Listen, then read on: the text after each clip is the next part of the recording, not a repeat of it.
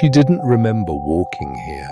She just woke up, already standing at the tree, feet bare, hands already touching the bark. Third time this week. Marco watched from the window. He'd found her here before, but this time she hadn't moved. 20 minutes, standing completely still, like she was waiting to be called. She said she didn't sleepwalk, said she didn't dream, but she was losing hours she couldn't explain.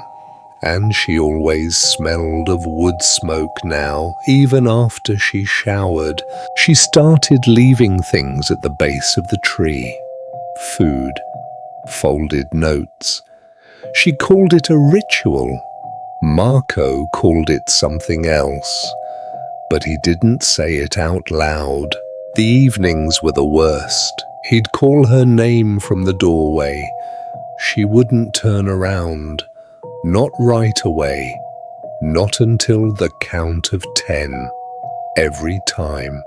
Exactly 10. He asked her once, "Do you feel safe?" She smiled and said yes. That smile was wrong. He couldn't explain how he knew. He just knew it wasn't hers. At 3 a.m. he reached for her. The bed was cold. He found her at the window, eyes open, fixed on the tree. When he said her name, she turned slowly, like something else was deciding whether to answer. She went to the healer because Marco begged. She sat in the corner with her arms crossed, the way a person sits when they're already planning to leave. The healer didn't ask her name, didn't ask what was wrong. She looked at Dana's hands and said, "How long has it been since you slept through the night?" She already knew the answer.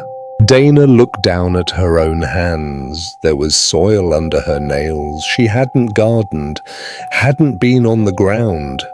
She had no explanation for how it got there. The healer told them about the others, 3 before Dana. The last one was 1987. Her name was Cora. They found her at the roots, alive, eyes open, but gone. Gone didn't mean dead. That was the worst part. Cora was still breathing, still sat up when you touched her. But there was nothing behind her eyes. Whatever had been Cora was somewhere else now. On the drive home, Marco tried to talk to her. She answered every question, but the answers were slightly wrong. Not wrong enough to argue with, just wrong enough to notice. The healer called them back. She said, "Cut the tree down. Tonight, not tomorrow." Dana said nothing, but Marco saw her jaw tighten. Marco mentioned the chainsaw, just the word. Dana's head turned so fast he stepped back.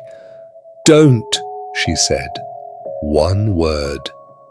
But the voice was not entirely hers. He woke up alone. Her side of the bed was cold. He checked his phone. 4:17 in the morning. He already knew where she was. He didn't want to go look. She was at the tree, both hands on the bark, eyes fixed on something he couldn't see. He called her name 4 times before she turned. When she smiled at him, he didn't recognize it. Her sister called. Her mother called. They all said the same thing. She sounded different, distant, like part of her was somewhere else entirely, like she was only half present in the conversation. She packed a bag the next morning, calmly, said she wanted to stay closer to the garden for a while. She was smiling while she packed. That was the worst part, the smile. He found her note at the roots, the one she had left for it days ago, still folded, unopened. Beside it, a single cigar, still warm. The tree was silent. Dana was gone.